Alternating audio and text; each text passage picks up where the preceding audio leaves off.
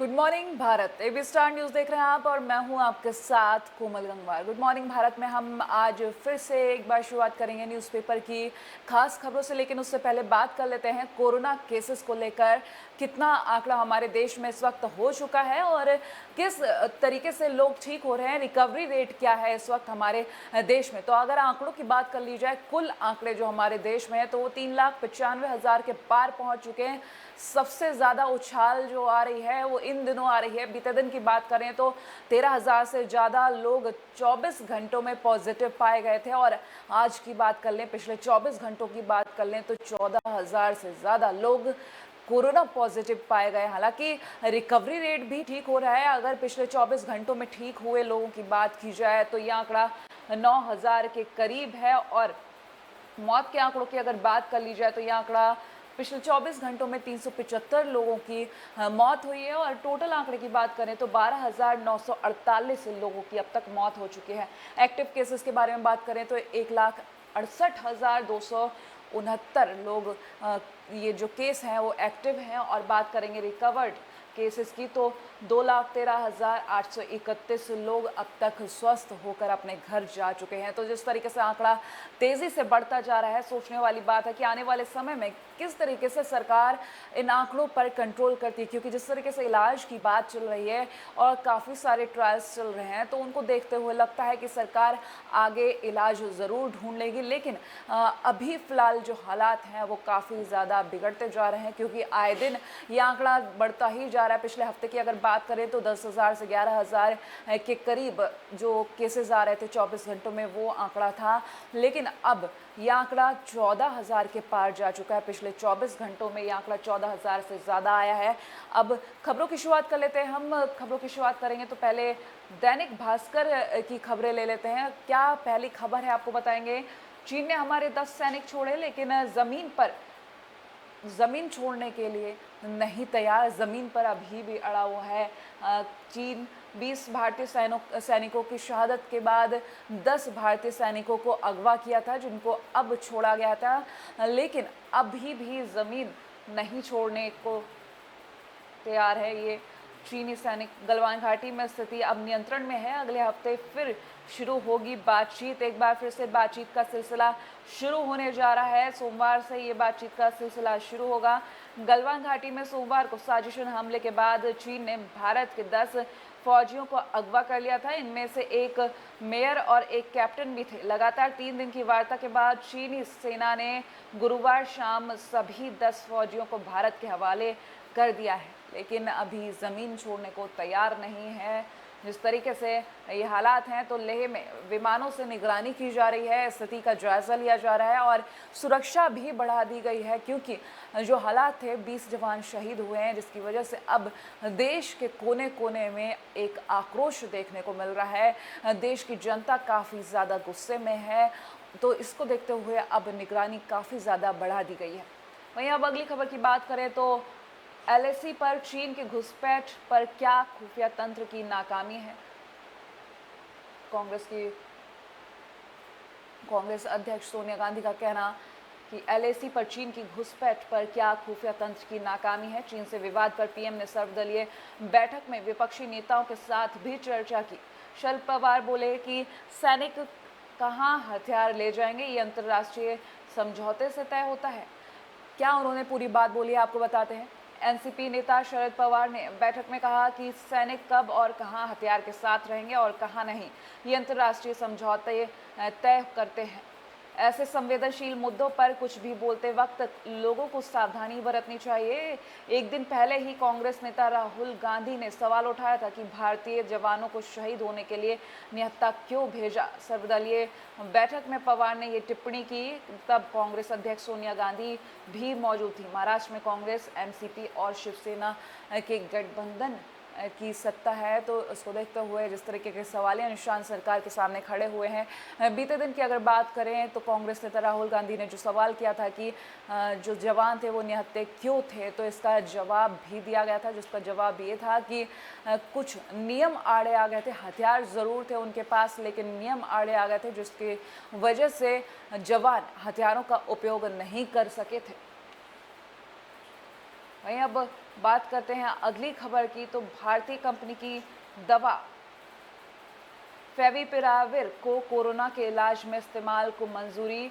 तो सर, जिस तरीके से दवाइयाँ जो ट्रायल में ली जा रही हैं, आगे देखने वाली बात होगी किस तरीके से ये कोरोना को मात देने में सहायता प्रदान करती हैं। कोरोना मरीजों के इलाज के लिए भारतीय कंपनी ग्लेनमार्क की दवा फेविपिराविर के आपातकालीन इस्तेमाल को मंजूरी दे दी गई है। पहली बार देश में कंपनी की दवा को ऐसी मंजूरी मिली है। पहले रूस भी इस दवा को मंजूरी दे चुका है। Central drugs standard control organisation की सब्जेक्ट एक्सपर्ट कमेटी ने फेविपिराविर की 200 mg की टैबलेट डॉक्टरों की निगरानी में कोरोना मरीजों को देने की इजाज़त दे दी है। तो ये दवा दी जाएगी कोरोना मरीजों को, लेकिन सिर्फ और सिर्फ निगरानी में और इजाज़त के बाद ही। हालांकि जब इजाज़त मिल गई है उसके बाद भी डॉक्टरों की निगरानी में इस दवा का इस्तेमाल किया जाना है। बात कर लेते हैं अब अमर उजाला के फ्रंट पेज की खबरों की। तो पहली खबर की बात करेंगे तो जिस तरीके से जो सर्वदलीय बैठक हुई है बीते दिन, वही खबर अमर उजाला पे भी प्राथमिकता से दी हुई है। सेना को पूरी छूट, हमारी कोई चौकी कब्जे में नहीं, 1 इंच जमीन पर भी कोई नजर नहीं डाल सकता। भारत माता की तरफ आंख उठाने वालों को सबक सिखाकर गए हमारे सैनिक। पीएम मोदी ने जो शहीद हुए सैनिक 20 सैनिकों के लिए, 20 शहीदों के लिए कहा कि हमारे सैनिक सबक सिखा कर गए हैं। तो पूर्वी लद्दाख में चीन से जारी तनातनी पर चर्चा के लिए बुलाई गई सर्वदलीय बैठक में प्रधानमंत्री नरेंद्र मोदी ने स्पष्ट कहा कि ना कोई हमारी सीमा में घुसा है और ना हमारी कोई चौकी किसी के कब्जे में है। हमारी 1 इंच ज़मीन की तरफ कोई आंख उठाकर भी नहीं देख सकता। सरकार ने सेना को खुली छूट दी है। तो इस तरीके के जो शब्द हैं प्रधानमंत्री मोदी ने कहा है कि खुली छूट दे दी है हमारे सैनिकों को। अब आने वाले समय में किस तरीके से हमारी सेना इस चीज़ का फ़ायदा लेती है या उपयोग करती है, वो देखने वाली बात होगी। वहीं सिंधिया राज्यसभा पहुंचे और दिग्विजय भी। राज्यसभा चुनाव में 8 राज्यों में 19 सीटों पर चुनाव, तो 8 राज्यों की 19 राज्यसभा सीटों के लिए शुक्रवार को हुए चुनाव में भाजपा को गुजरात में 3, मध्य प्रदेश में 2, राजस्थान, झारखंड और मेघालय की 1-1 सीट पर जीत मिली है। मध्य प्रदेश में कांग्रेस से पूर्व सीएम दिग्विजय सिंह लगातार दूसरी बार जीते। वहीं भाजपा नेता ज्योतिरादित्य सिंधिया पहली बार ऊपरी सदन के लिए चुने गए हैं। तो आपको बता दें कि जो राज्यसभा चुनाव होने थे उसमें भी जो जीत हासिल हुई है उससे रिलेटेड ये खबर। भारत ने सीमा पर जंगी विमान भी तैनात किए हैं। वहीं आज बता दें आषाढ़ अमावस्या पर रविवार यानी कि 21 जून को बृहस्पति सूर्य ग्रहण पड़ेगा। चूड़ामणि सूर्य ग्रहण आज की तारीख तय की गई है। जो तारीख है आज सूर्य ग्रहण की है। तो ये टाइमिंग आपको बताते हैं, ये सुबह 9:15 से दोपहर 3:04 तक रहेगा। पूर्ण ग्रहण सुबह 10:12 से 2:02 तक रहेगा। तो ग्रहण का दिन 21 जून यानी कि कल 21 जून को ये ग्रहण पड़ेगा, जिसकी खबर हम आज आपको दे रहे हैं 20 जून को कि कल के दिन ये ग्रहण पड़ेगा। वहीं अब अगली खबर की अगले पेज की बात करेंगे। अभी तक हम बात कर रहे थे कुछ खास खबरों की, जैसे कि हमारे देश की सीमाओं पर जो घटित घटनाएं हैं उनके बारे में हमने आपको बताया, लेकिन अब अगली खबरों की बात करते हैं। तो अगले पेज की खबर के बारे में बात करेंगे। निजी अस्पतालों की मनमानी पर लगी रोक, 3 गुना कम हुई कीमतें।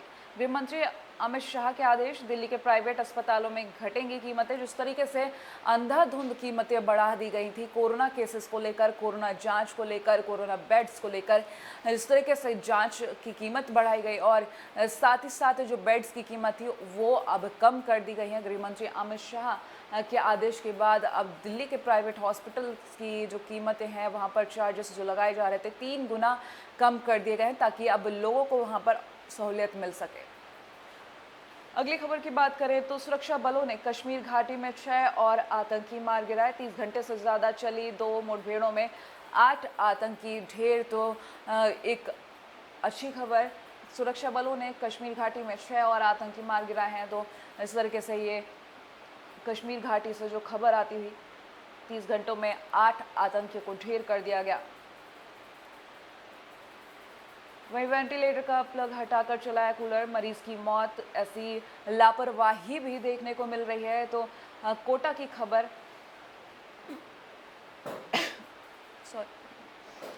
सरकारी अस्पताल में परिजनों ने गर्मी लगने पर वेंटिलेटर का प्लग हटाकर कूलर चला दिया। इसके चलते मरीज की मौत हो गई। मरीज को कोविड-19 के लक्षण थे और उसे 13 जून को मारा भीम सिंह अस्पताल में आईसीयू में एडमिट किया गया था। जो मरीजों की वहाँ पर सेवा की जा रही थी, इलाज किया जा रहा था, उसी बीच जब लोगों को, जहाँ परिजनों को गर्मी लगी तो कूलर लगा लिया गया वेंटिलेटर का प्लग हटाकर, जिस वजह से मरीज़ की मौत हो गई। तो एक लापरवाही, जिस तरीके से आपको बता दें कि सरकारी अस्पतालों में डॉक्टरों की निगरानी में रहते हैं मरीज़, लेकिन वहाँ पर इस तरीके की जो घटना सामने आई है। अगली खबर की अगर बात करें अगले पेज की, तो जिस तरीके से लगातार हम बातचीत कर रहे हैं कोरोना को लेकर, वहीं कोरोना के खिलाफ जंग तेज। राजधानी में एक दिन में रिकॉर्ड 20,000 जांच। तो दिल्ली की बात करें तो एक दिन में 20,000 जांच की गई। लगभग 13,000 RT-PCR और 7,000 जांच एंटीजन किट से की गई। एंटीजन किट की बात करें तो 15 मिनट में इसके जो रिजल्ट्स हैं वो आ जाते हैं। बीते दिन ही हमने आपको अपने स्टोर के ज़रिए बताया था कि एंटीजन किट के ज़रिए जो चेकअप किए जाएंगे, कोरोना जाँच की जाएगी, उसका नतीजा सिर्फ 15 मिनट में मिल जाएगा। वहीं 17,000 से अधिक टेस्ट का दावा अब रोज़ाना, यानी कि रोज़ाना 17,000 से अधिक टेस्ट किए जाएंगे, ऐसा दावा किया गया है। वहीं 1.77 लाख लोगों का कंटेनमेंट जोन में स्वास्थ्य परीक्षण भी किया गया है।